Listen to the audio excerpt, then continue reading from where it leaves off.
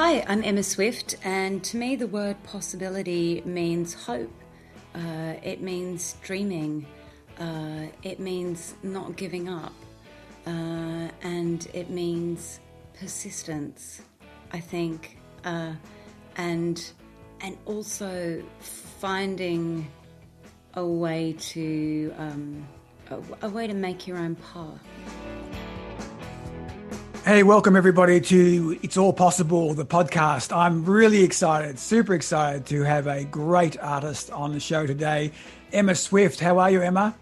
I'm doing great. Thanks for asking, Rob. Excellent. So now, how are you? I'm good. I'm good. I'm coming out of COVID. It's a sunny day in Melbourne. We're feeling good. It's actually my youngest son's last day of school, so it's a very VCE exams. You probably remember those, but that's his last exam today. So it's a good time. That's fantastic. Congratulations. How exciting. Yeah. So no more school fees for us, and no more school locked down to certain holiday times, which we've been doing for 20 years. We just worked out. So it's an exciting time. Exciting time. Now, you're now living in Tennessee. What brought you to Tennessee? I loved music, and I had been living in Sydney for all of my adult life. I grew up in Wagga Wagga in New South Wales, but I moved to Sydney after I finished my HSC, and I sort of stayed there for 10 years, and I went on a road trip with a girlfriend of mine through the United States. And it was a very Thelma and Louise style road trip, extremely cliched. We rented a convertible and we drove it through the Grand Canyon and, flirted with young cowboys and stuff like that. And I just thought, wow, this is wild. This is amazing. I want to go and live in America for a while. And I landed in Tennessee because it was 2012. It was a really great time for Australians to be in America because the dollar was on par with the US dollar. So the exchange rate was it was golden. I was really fortunate. And Tennessee was a great music city, Nashville, but much cheaper than New York or LA. And I wanted to I wanted to be making music and having a good time. I didn't want to be kind of stressing about how I was going to pay the rent. Right. So that's why New York is kind of attractive, but Nashville is such a more economically better proposition. It really was. And I mean, I love classic country music as well. I'm a real nerd about that stuff. So I wanted to go and see where Dolly Parton had made albums, and I wanted to, the suburb that I live in, East Nashville, there's a studio there called Woodland Street Studios, and that's where Gillian Welch makes all her records. And oh, wow. Neil Young has made records. And then, of course, Bob Dylan made Blonde on Blonde in Nashville. So yes. The place had an extraordinary history appeal to me, as well as being a fun and cheap place to set up shop. It's such a great place. I've not been to Nashville, but I always wanted to go to Nashville for exactly the same reasons. You've made me more excited and more annoyed because I can't go to the US for all these obvious COVID reasons you and I were talking about earlier. And I go every year to the US. So it's a real bummer for me because would normally be there this time of year and normally go in March. And so now I'm really wanting to go. And in fact, COVID's one of these things that's actually gone. I'm definitely going to a few places, and you've really spurred me on. So you've been there since 2012, correct? Yeah, on and off. I came back to Australia for a few gigs here and there. I worked, I was a foundation member of Double J when that radio station started. But then more or less in the United States. And the other thing that Nashville has going for it in America, because it's a huge country, is that if you're like me and you're a touring musician, Nashville's smack bang in the middle. So you're a 3-hour flight to LA, you're a 2-hour flight to New York, you're 2 hours to Chicago. It's very, it's one of the reasons, FedEx set up its hub in Memphis. Right. Because it's really central. That's interesting, and I love that point you make because that's the professionalism in music. Many years ago I interviewed a professional speaker called Brian Tracy, and he's based in San Diego. And the reason I asked him, he said, "Well, I'm in San Diego because it's actually really close to the airport to get onto flights to go out to Asia Pacific, to go to Australia or go to Hong Kong, go to China, but it's also not far up to LA." And he literally, that's why he actually mapped out what he did all pre-COVID, obviously, but that's the reason he based himself there was kind of the network and countries he traveled to. So that's a great aspect of doing it. Yeah, and Makes it's sense. kind of it's why it's funny because Nashville gets projected onto it from the outside world, this idea that it's just a country music place. But once you're actually there and you're in it, there's a phenomenal number of musicians across all genres, from dance, R&B, pop, rock and roll. Like Jack White has Third Man Records there, Right. and he could have set up Third Man in Detroit, Michigan, where he's from, but he's set it up in Nashville. That's interesting. Yeah, that's Yeah, really interesting. And I think that's an interesting place to be. Tell me about this though. You've gone over there. You've been over there for a while. You've come back, done a few gigs here. But I see a lot of artists, entrepreneurs, people from musicians, exactly. Leave or have to leave Australia or tend to leave Australia, go to the US, and then seem to have success back in Australia because they've been over in the US. Have you noticed that? Is that something that's occurred to you? And I'm trying to work out why that occurs. yeah, I would say one of the key reasons that I moved overseas was because of the success of people like Nick Cave. I saw what he did, which was move to Britain and then move to Berlin. And I actually went and saw him speak about how difficult it was to break Australia from within Australia. So yeah, that was definitely part of my decision for sure. I wish it wasn't that way, but it's not really the fault of Australia either. It's just that there's only 23 million people. And when you're doing what I do, which is kind of indie folk music, you've got to go where the audience is for that. Yeah, yeah. I It's agree. and I think that's a good point, isn't it? And I mean, Keith Urban's probably another great example of that. I mean, there's only a certain amount of people you can have, and certainly when he was in Brisbane, there was even less people and less kind of interested in what exactly. he's doing. Although, funnily enough, that whole CMT thing is really big in Queensland now. But he's driven that. But also, I was reading the story on the Bee Gees, and that's where they went when they were in Australia. And they just, I mean, they were in Red Cliffs. We kind of know the story back then, but so much music they wrote and just couldn't get the traction. It was so frustrating. And that's when they went back to England, and they kind of hit the sweet spot when they went back. But that's when it really all took off them, because that's where it was all happening there in the UK around that time they went back, as opposed to the US. So you just have to go, don't you? It's a lovely country, you hear, but sometimes, like you said, the market's so much bigger, and that's where the epicenter is.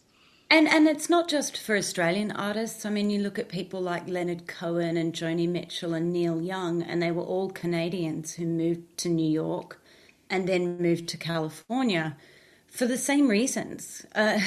It's just a practical business decision to make. And that's not as wonderful and romantic as it sounds, yeah, as it should sound, but I think Yeah. that the most successful musicians, the ones that you hear about, are always going to be people who are quite good at making those business decisions, and Yeah. and and not being too sentimental about where they're from. I'm loving that topic you bring up, Emma, and I just think today the generation coming forward is a lot more savvy on this. And I was in the car yesterday with my older boys, and they were talking about the business decision that the weekend had to make, Grammys versus Super Bowl.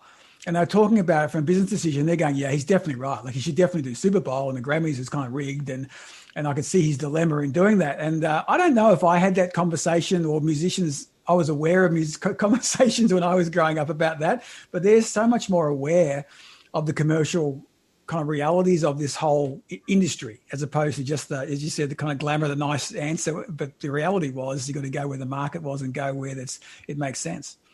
Yeah, and I mean, I put my record out on my own label, Tiny Ghost Records, and people kind of they're kind of like, oh no, you've got to go on, you've got to get signed, but then they don't really remember that. I believe it was Geffen started that label because they couldn't get some of the Laurel Canyon artists signed.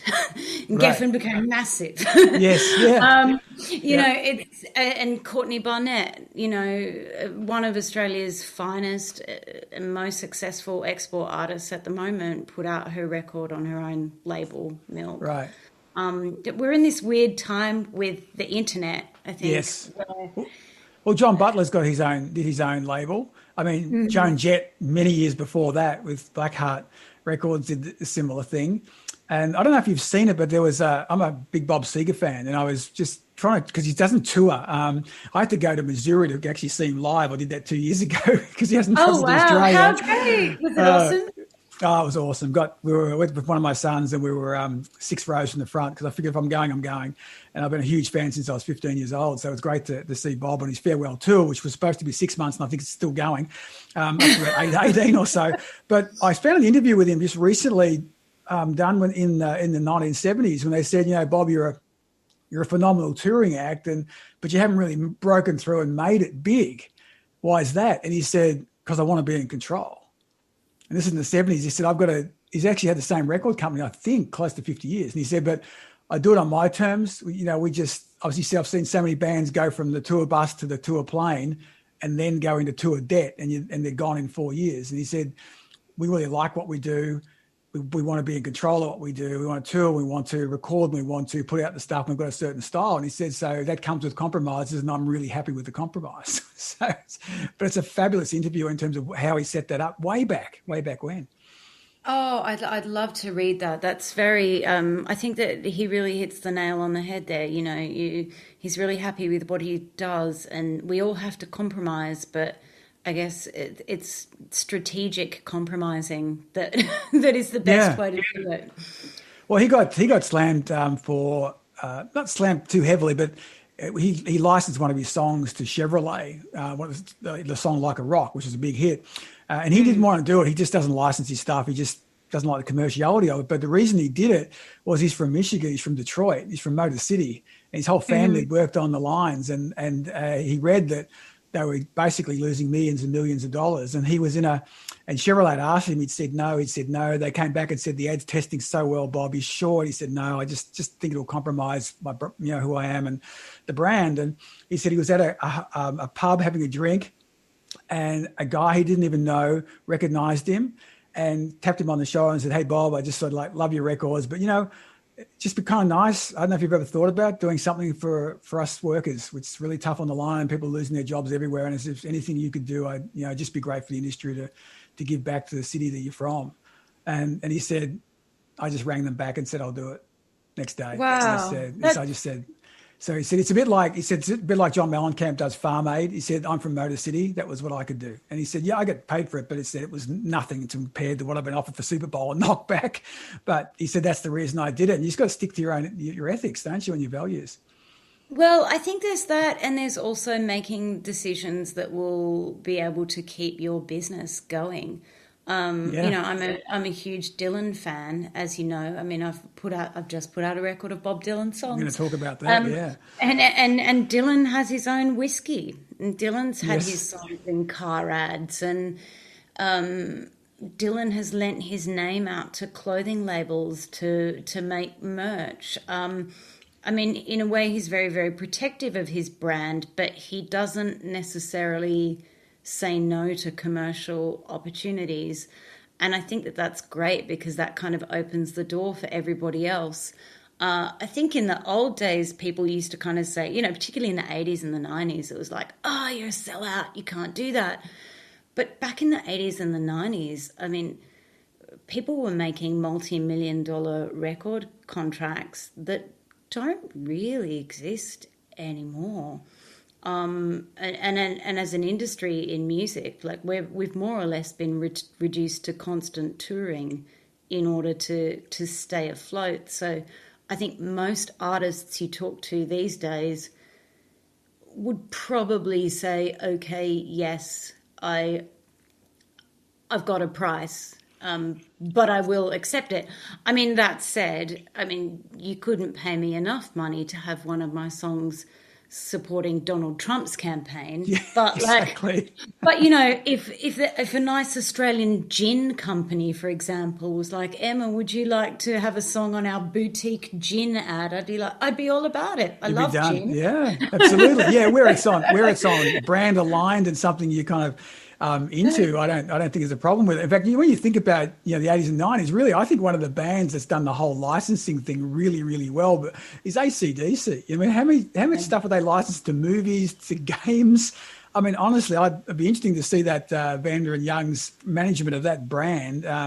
It's just been phenomenal to sort of keep this loyal following, but to cut these deals on the side, it's not a movie goes by where you see something pop up or a new game that comes out with something that's got an AC/DC soundtrack on it. It's been phenomenal to I what mean, they've achieved.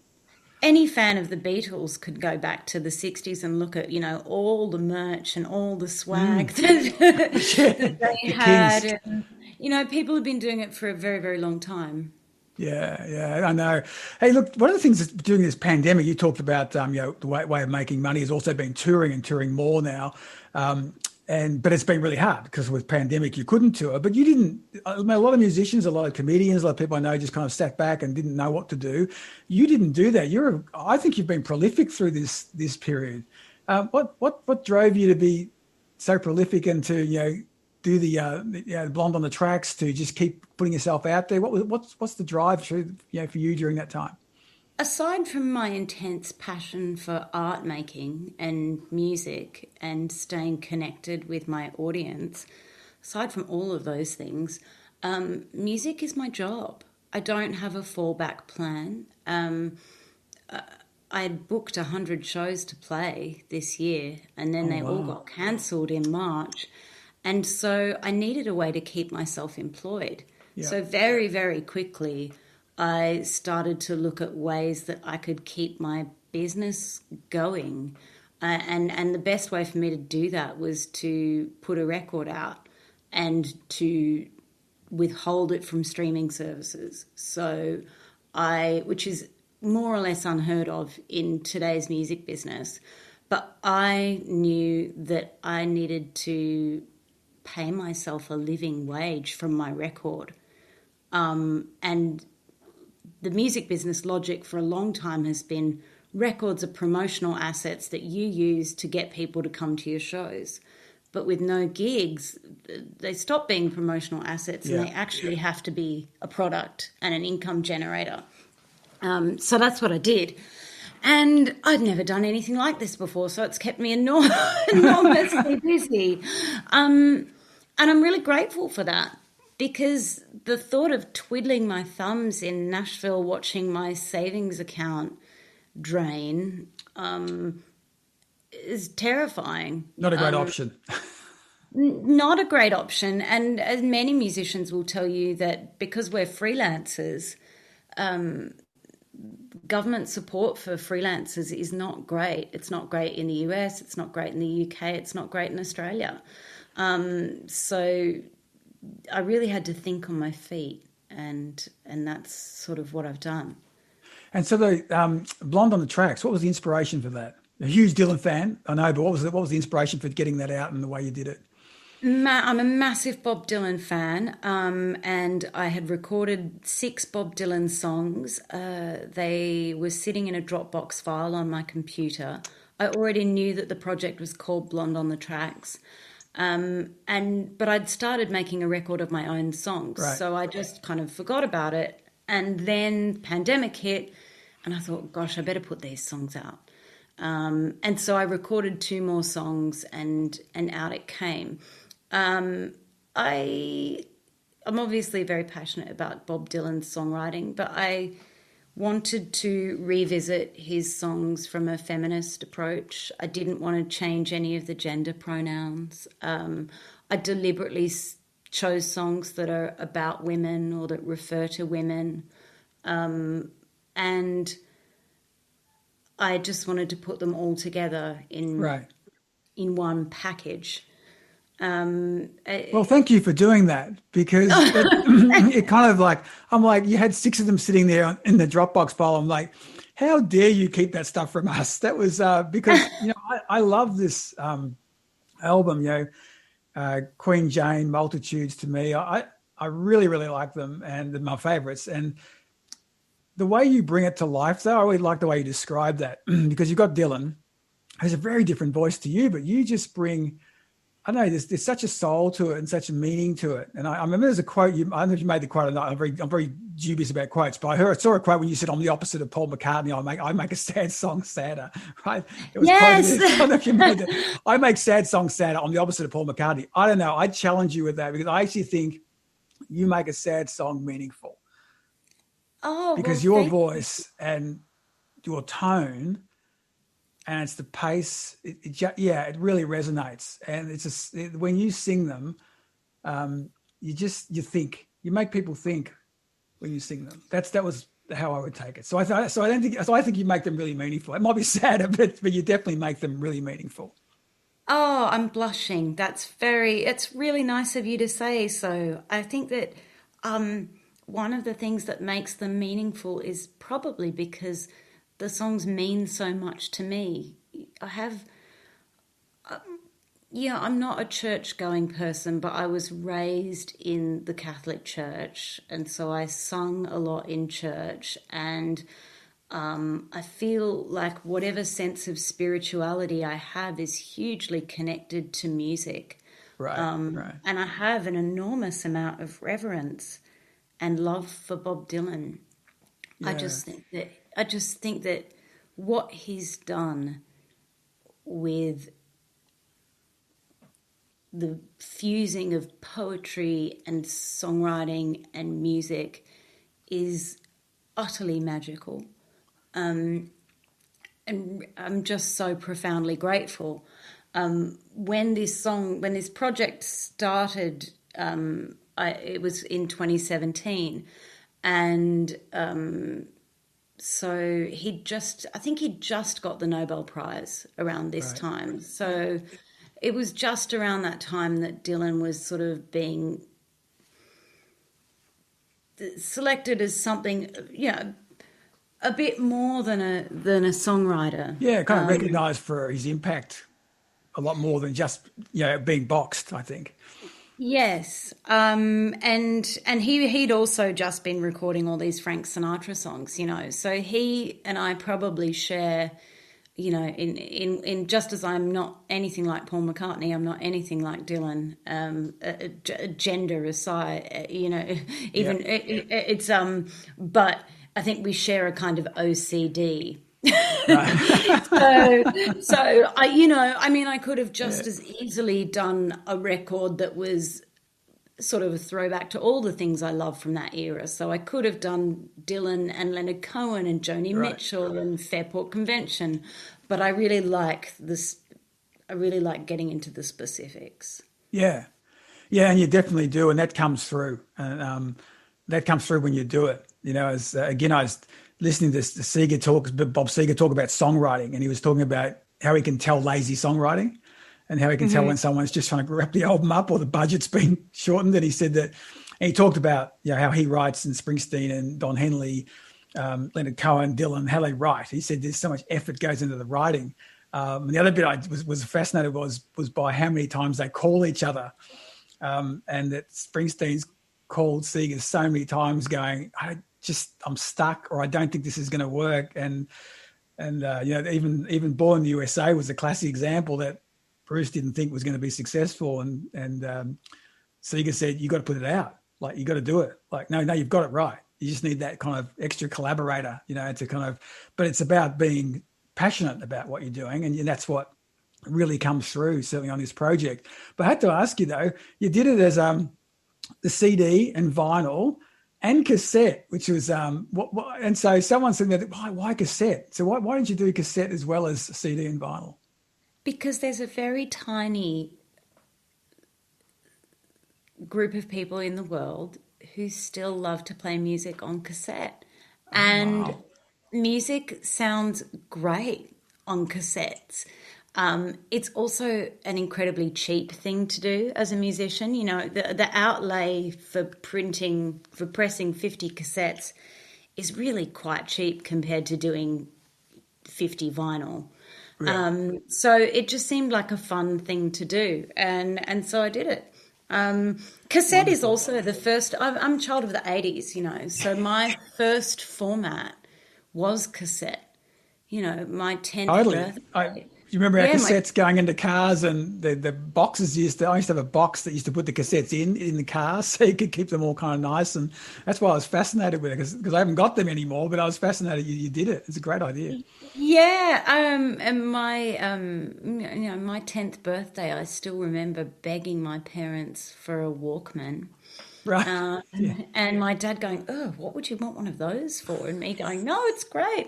And then we went on the family car trip, you know, one of those long Australian drive holidays. Yeah. And of course, it was great because they didn't hear a word out of me because I had my headphones on. It was And nor did you hear a word from them, which is even better. yeah, exactly. Yeah, great all round. You know, your father's who must have said that. He's fantastic because that's exactly what happened when Sony did the test marketing, you know, for the Walkman. That's exactly what people said. They said, "Why on earth would you want to walk around with music? Honestly, Sony, have you got any idea?" And of course, they went, "Well, you know, some people just don't know what they want yet."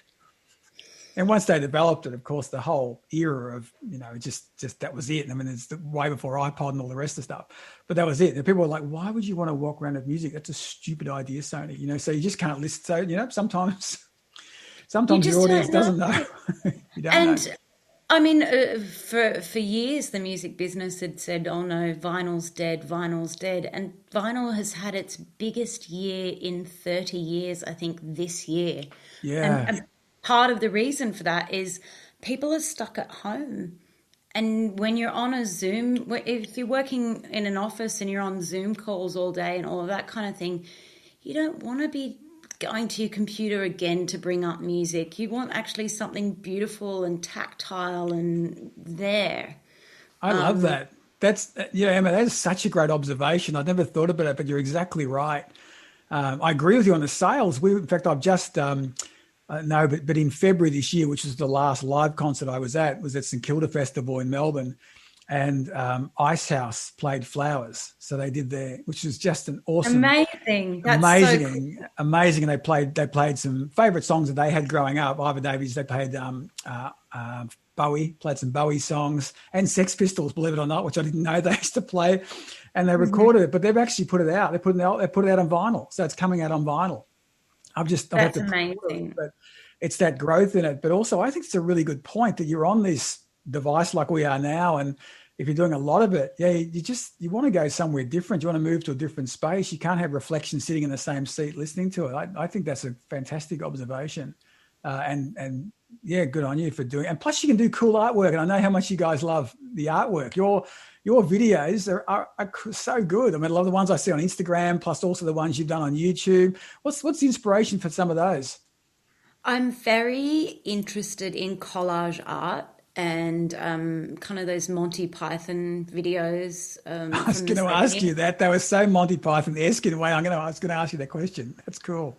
Yeah, yeah. So I love cutting up stuff and gluing it together and then getting it animated. And I love bright colors. And I mean, the first video I made was for I Contain Multitudes, which is a song that really lends itself to animation because the lyrics reference so many wonderful people. So the lyrics reference Edgar Allan Poe. So I was able Yep. to have a little animated Edgar Allan Poe and then a little, Indiana Jones animation and David Bowie and Edith Piaf. And so Yes. that was just extraordinarily fun. I'm very, the art world, the visual art world and the music world and the places that they intersect, I'm really interested in. Dylan makes visual art, David Bowie made visual art, Joni Mitchell makes visual art, Joan Baez has just done an incredible series of paintings. And I think that sometimes the music side of putting a record together can be quite serious. where for me the visual element is more like a creative release. Right. I'm less inclined to overthink it. Yep. So it can be very fun. Yeah, that's really interesting. I've got two of my sons are filmmakers, and so sometimes they start like. In fact, I was talking to the my middle one who's doing. He's at VCE in Melbourne doing screenwriting, but he's got lots of friends who are musicians as well, and they just move between music and art and film. And he said to me, he played me this new track, and he said, "I've just got the scene for this. I've got the track. I'm going to use this in a movie at some point. I've got the scene. I just haven't got the movie yet, but he places it like he just puts that in his record book. Goes so and so's song. This is it'll be a heist or a chase or something, and he'll just bring them together and just keeps a journal, right, of these things because like 3 years later on you can't remember it. You go, I thought about something, so you got to be more methodical about it. But yeah, I really like that. And that's the thing albums do, isn't it? Because in the days, in the 80s and things like that, you got this great cover art. You had this art, whereas now in streaming, it's like, well, there's not a lot to play with. There's not a lot of creativity can go into that as much. But you're now moving into the streaming side. So with Blonde on the Tracks, so tell me about the move into streaming now. What's driven that? And because that's coming up soon for you, what was the driver behind that? The driver behind that, I guess, was really to expand the reach of my record beyond where it's gone. Blonde on the Tracks has done extraordinarily well, far better than I thought that it would when I announced it on May 24. I just thought that I would sell it to the people who had already heard of me or seen me play, and that would be it. But the record wound up in Rolling Stone and The Guardian and San Francisco Chronicle and the LA Times. And so... Yeah, but hang on a second. USA, I got to just point out for the listeners here, it wound up with amazing reviews. It just didn't wind up there. It wound up being really critically accepted. Yeah? Yeah, I've been extraordinarily lucky. Fantastic. And so so basically I had done it the old-fashioned way. And now, come December, it will be 6 months since I put the record, since people were first hearing tracks from the record. And it's time for it to find a bigger audience, I hope.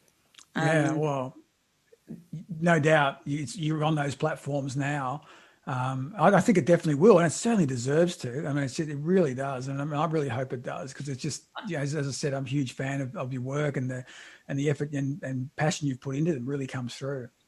I hope so too. I mean, it'll be a really interesting test to see if it works or if actually the album has capped out and it's reached everybody it's going to reach and they all bought the physical product. But it's undeniable that we live in this digital age and some people just aren't going to buy records. Well, I reckon you're going to get people buy both.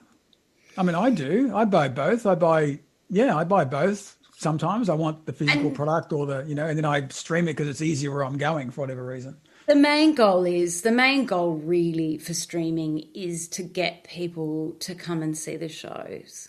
Yes. So I'm in talks right now to come back and hopefully play Australia in 2021. And hopefully if the record's on streaming services, then more people will be able to listen to it and go, yeah, I think this sounds like something I would totally dig. I will go and see Emma play at the Moat. So that's interesting. So you do, I was going to ask you about this because obviously there was no real touring at all this year and coming into 2021. And I just got an email last night that Guns N' Roses are touring Australia in November next year. Mm-hmm. And I was actually talking in a previous podcast with a live ticketing guy, and we were talking about the potential of maybe an Asia Pacific bubble is that you could probably tour because here the COVID's pretty much, I'd say more under control in Asia Pac, Australia, New Zealand, Hong Kong, Japan, and the like. And I just wonder whether that's going to be a thing next in 2021, whether you can do quite a bit of touring in this area where other regions might be out of the question for a while. I guess it's all going to be up to whatever the governments decide is appropriate. I know that I'm able to talk about doing Australian touring because I have an Australian passport. So, Helpful. but some of my American friends might have a bit more trouble even being let into Oz. Yeah, it's so. A kind of different aspect, and that I hope happens in Australia, is that we start to see a resurgence in and a real celebration of Australian live music. God, I hope so. Yeah. Because, people kind of talk about the 80s and the 90s being this golden era for Oz rock and Oz music. And one of the reasons that was because flights were really expensive and it was really hard to get international acts. And hopefully, if things are still a little bit difficult, it's not that great for promoters, but it is great for local bands because the desire to see live music is still there. Oh, it's massive, massive. I think people are really hanging, and there's been so many, Tamworth being cancelled pretty early on. There's been so many, a lot of stuff that was going to happen up at Byron's being cancelled. And so, I really think there's such a pent up urge, from people I talk to who are wanting. I know St Kilda has just announced essentially a festival it's either late February or early March. So they've announced that, which is really great news. And there's some good venues around there too. We've been to a few in Memo, which is in Ackland Street. It's popped up at the back of an RSL. I'm not sure if you're familiar with it, but that's been really, really good acts been going through there. High quality acts, good acoustics. It's just a great artists love to play there. So I do think one of my nephews runs a couple of bands out of Sydney. He's been doing streaming out of the venue, so he's been at the hotels, but streaming just paid for. So it's different. It's just you just subscribe to it and then they do their concerts, but out of the actual venues that they would normally play live at, just to keep those venues going, which has been really hard for so many venues. So hopefully, what do you got in mind in terms of dates? Is it later 2021 you're looking at? In my ideal dream life, I'd be back in Australia in May. Right. But I don't really know. Yeah, it's all very dependent.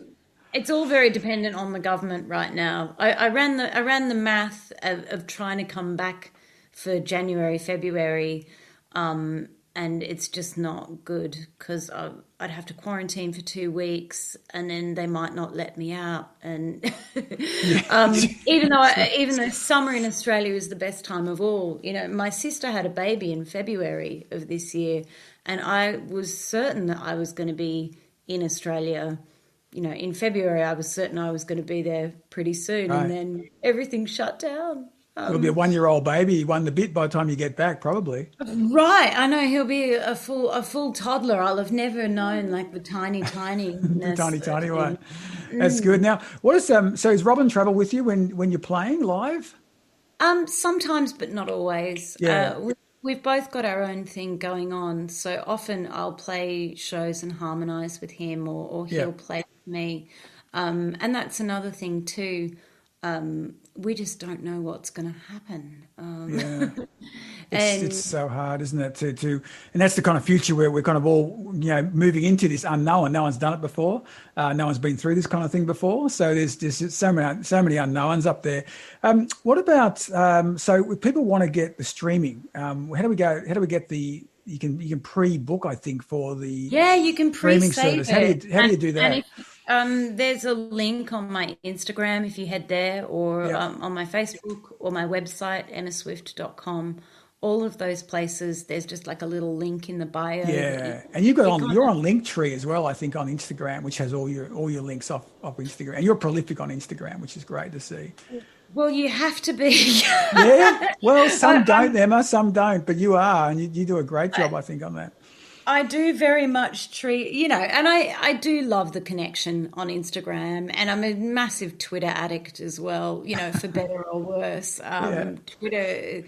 Twitter can be very, very fun place to go. But people can head there. And the thing with the pre-save is that it counts towards the chart again. So the record might chart again in Australia if I can get enough pre-saves. So if you're listening and you want to do me a favor, you can pre-save it on Apple or Spotify. Yeah, no, definitely go and pre-save it. I pre-saved it, ladies and gentlemen. So I pre-saved it. So you guys Oh, should you're the definitely get on best. and Thanks. get out and pre-save it, man. No, I love it. I'm not telling you that because you're on, but I really like your voice and I love the album, and it's really easy to listen to. And so I'm definitely, so I've done that, guys. So definitely get in there and pre-save. Now, the other thing is you're doing, if I understand it correctly, after this, so mid-December or something, you're doing a live from your kitchen. Yes. Is that the Yeah. most acoustically best place of the house? Is that why you're doing it from the kitchen, or you just get hungry when you perform? What's the story there? It's the best acoustics in the house, the kitchen for sure, and it's also close to the refrigerator and the coffee pot, and it's there's lots of essentials in the kitchen, and I'm one of those people that does all their work at the kitchen table too. Right. It becomes a sprawling desk, with my microphone and guitars, and so it makes perfect sense. I mean, the The kitchen kitchen table. table for everyone, hasn't it? I think during COVID, it's become one of the most popular places to work, the kitchen table. Right, it's become my 2020 tour bus essentially. So I'm doing that'll be on my YouTube channel, and it's really not the same as doing a band show and having the fun of a 12-string Rickenbacker guitar and a bass player and a drummer. But it does give people a chance to hear the songs and sort of hear them reimagined as though it was a folk club. Yeah, close to it. So that's December 13, I think. Is that right? That is correct. I think that's right. December 13 US. So it'll be different times in Australia, but December time 13. Um, Tell me about this. I'm going to take you back in the time machine. So let's go back to 15-year-old Emma. What would you Oh, tell yeah. what would you tell 15-year-old Emma about life? You don't have to get a real job. Yeah.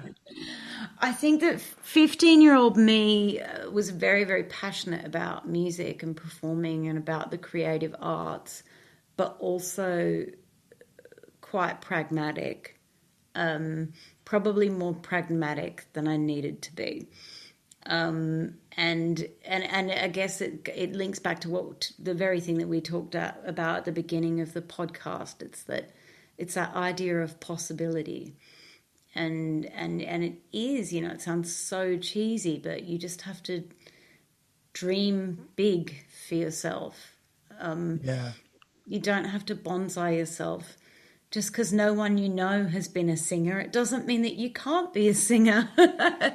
um, you know, uh, I think that's absolutely right, and I love that answer. Because we go back and we think about so much during those times of what you can do or can't do, and there's so many rules and so many people think you can't, and yeah, you got to do what you got to do, and you got to do what you want to go and do as much as you can. I mean, there's things we all have to compromise for, but I love that.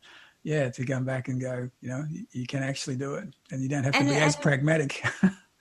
and of course too, life knocks us all around. There's all kinds of things that happen to us that we don't expect, but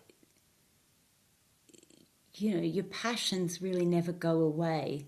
So try not to abandon them. Yeah, yeah. I think someone says it's like the itch doesn't go away, so sometimes you just need to scratch the itch. If it's there, it's meaning something. It's telling you that there's potential unfulfilled. Was another way of looking at it. If it keeps coming back to you, it's saying there's potential unfulfilled. You still haven't done it, and there's something inside of you going, you know what? You've still got potential. You just haven't done it yet, right? So you got to get, and time has to align. I see a lot of people give up on goals and give up on passions just because they got the timing wrong, or they think it's easier, which can be things in social media can sometimes appear like everyone's an overnight success, but there's actually way more work that goes into it, way more effort that's gone into it. People don't see behind Yeah, this. and I think that is more often the case than not. Actually, most people who have the kind of creative life that you or I might envy have been working at it in a tremendous way for a very, very long time before we find out who they are. Yeah, yeah. No, definitely. Hey, Emma, it's been fantastic having you on the podcast. I've super enjoyed the conversation, some great insights as well. And yeah, I'm really looking forward to the streaming service coming out. I'm looking forward to seeing your kitchen. That's going to be really impressive. So hopefully that'll be Here's an idea for sponsorship, Emma. We should think about that. You should think about that. I'm sure hopefully you'll be able to get some new appliances while you're doing this whole area. So there you go. Oh my gosh. I mean, the thing is that another reason for me to do a show in the kitchen is that I'm not very good at doing anything else in there. We got that in common. My culinary skills have not improved during the 2020 lockdown experience. No, you're probably just better at assembling food. Right? People say, how are you good at cooking? I say, I'm not good at cooking, but I'm not bad at assembling what I need to do to actually make something work. So it's about assembling. Fantastic to have you on the show. It's been awesome. Thanks, Emma. Thank you so much. Hey, thanks for listening, and we hope you enjoyed this episode. Please subscribe and rate the podcast you listen to so we can continue to serve and inspire others. Remember, connect to us on all the social media channels. The Art of the Possible podcast is hosted by me, Rob Hartnett, and produced by Finn Hartnett. Connect with us directly on LinkedIn, Rob-Hartnett, Hartnett, and Finn Hartnett. This podcast is a part of the C-Suite Radio Network. For more top business podcasts, visit c-suiteradio.com.